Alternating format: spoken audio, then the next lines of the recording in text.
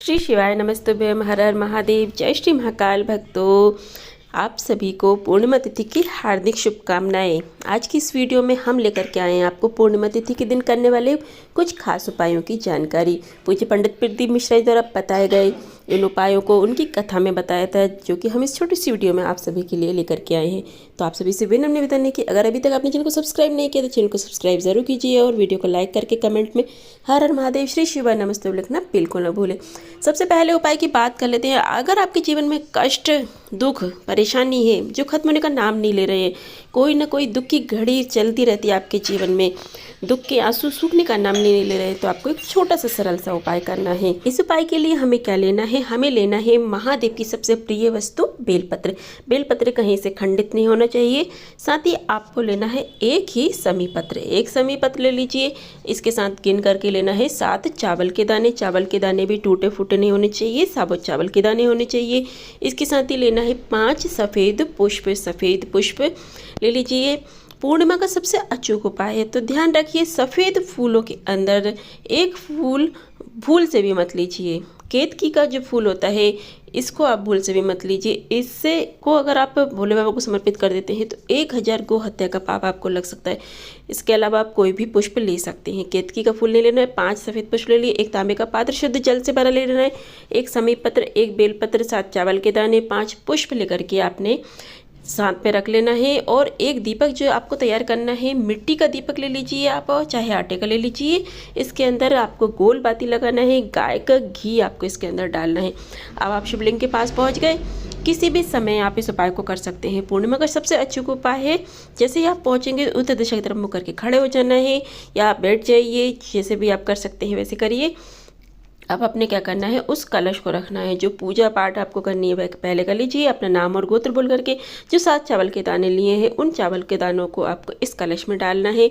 नाम और गोत्र बोल करके बाकी 3 चीज़ें जो बची हैं आपके पास में, एक बेलपत्र, एक समी पत्र और 5 सफ़ेद पुष्प, अपने दाहिने हाथ की हथेली पर रखना है। और आपने जो भी मनोकामना बोलना है, अपने जीवन के जो भी दुख हैं, कष्ट खत्म करने की कामना है, इन तीनों चीज़ों को भोलेनाथ के शिवलिंग के ऊपर समर्पित कर देना है। श्री शिवाय नमस्तुभ्यम मंत्र का स्मरण करते हुए समर्पित करने के पश्चात दोनों हाथों में आपको उस कलश को लेना है और चंद्रेश्वर महादेव का नाम लेकर के, ध्यान रखिए चंद्रेश्वर महादेव का नाम लेकर के इन 7 चावल के जल जिसके अंदर आपने जल के अंदर डाला है वह समर्पित कर देना है। श्री शिवाय नमस्तुभ्यम बोलते हुए जलाधारी से जल नीचे की तरफ गिरेगा, अपने दाहिने हाथ से रोकना है और चंद्रेश्वर महादेव का नाम लेकर के छींटे अपने ऊपर इसके छिटक लेना है।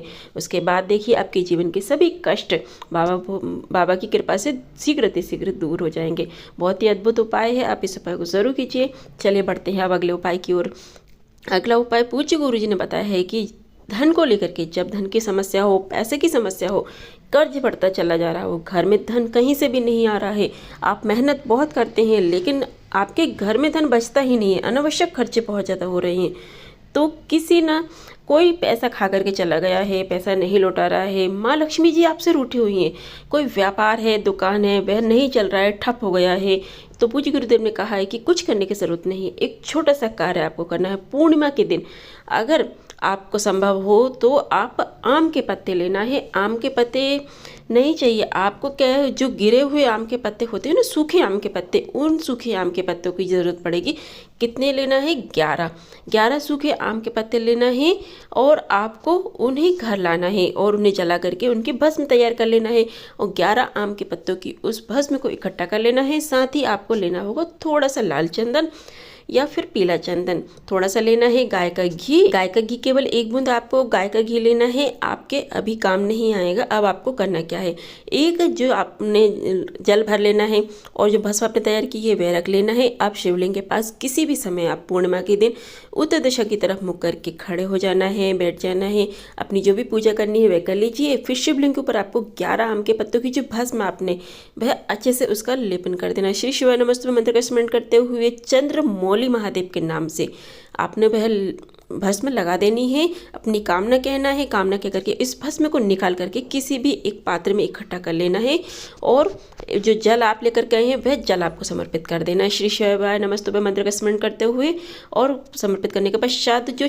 चंदन आप लेकर के गए हैं इस चंदन को आपने क्या करना है, लाल हो या फिर पीला चंदन जो भी है, इस चंदन को इसके अंदर मिला लेना है और एक बूंद घी मिला करके उसी अंदर के भस्मे के अंदर आपके घर या आपकी दुकान जहाँ पर भी है, जिसके लिए भी आप उपाय कर रहे हैं, उस दुकान पर या आपके घर पर एक एक स्वास्थ्य का निर्माण कर देना है। पूज्य गुरुजी ने कहा है कि अगर आपने कोई नई दुकान भी खोली है ना, तो किसी ब्राह्मण को खिलाने के पश्चात, खाना खिलाने के पश्चात या कन्याएं भोजन करने के पश्चात आपको इस तरीके से मतलब 11 आम के पत्ते मिल जाएं, 11 आम के पत्ते, उन आम के पत्तों पर आपको एक एक चंदन की बिंदी लगाकर उसके बंधन बार बना करके आपको अपने घर के दरवाजे पर लटका देना चाहिए।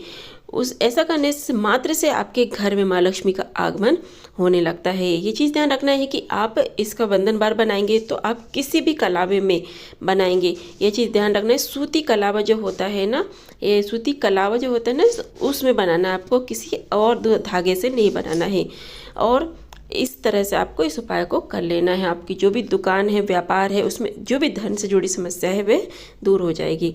चलिए बढ़ते हैं अब अगले उपाय की ओर। अगला उपाय है, अगर कोई मनोकामना आपकी है जो बहुत दिनों से पूरी नहीं हो रही है, आप थक चुके हैं, मनोकामना पूरी नहीं हो रही है, तो आपको करना है, एक दीपक तैयार करना है। एक आटे का दीपक तैयार कर लीजिए या फिर आप मिट्टी का दीपक ले लीजिए। इसके अंदर आपको लगानी है गोल बाती लगा लीजिए। गाय का घी इसके अंदर डाल देना है। इसी के साथ में आपको चाहिए होगा सफ़ेद पुष्प। कितने लेने हैं सफ़ेद पुष्प? 7 सफ़ेद पुष्प आपको यहाँ पर लेने हैं। और इन्हें लेकर के आपके घर के आसपास अगर कोई नदी, तालाब, कुआं, बावड़ी, सरोवर है, वहाँ चले जाइए। अगर यह नहीं है तो आपके पास में आपके घर में जो ईशान कोण होता है, हमारे घर में जो भी ईशान कोण वाला स्थान होता है, वहाँ पर आपको इस दीपक को प्रज्वलित कर देना है। आपके अगर कोई खाली जगह है वहाँ पर, या फिर जो पूजा स्थान रहता है वहाँ पर ईशान कोण में आपको उस दीपक को अपनी कामना के करके लगा देना है, चंद्रमौली महादेव के नाम से। और उसी के पास 7 पुष्प रख देना है, अपनी कामना कहते हुए। जिन उपायों का फल आपको नहीं मिल रहा है उसकी कामना करते हुए अगले दिन जब यह दीपक ठंडा हो जाएगा तो उसे उठा करके किसी भी बहते हुए नदी, तालाब, सरोवर या फिर आपके आसपास कोई भी बेलपत्री का वृक्ष है, वहीं पर इन 7 फूलों को और उस दीपक को रख करके अपनी कामना कह करके चले आ जाना है। उसके बाद देखिए कितना परिवर्तन मिलता है। पूज्य गुरु जी के सभी उपाय बहुत ही अद्भुत और बहुत ही ज़्यादा खास होते हैं, तो इन उपायों को आप ज़रूर कीजिए। वीडियो अच्छी लगी हो तो वीडियो को लाइक और चैनल को सब्सक्राइब ज़रूर करना। अगर आप पूर्णिमा की व्रत कथा सुनना चाहते हैं तो आप वह भी आप हमारे चैनल पर जाकर सुन सकते हैं। वहाँ पर आपको पूर्णिमा की व्रत कथा और सत्यनारायण भगवान की कथा भी सुनने को मिलेगी। चलिए फिर मिलते हैं अगली वीडियो में, अगले उपाय, अगली जानकारी, अगली कथा के साथ। श्री शिवाय नमस्तुभ्यम। हर हर महादेव। जय श्री महाकाल भक्तों।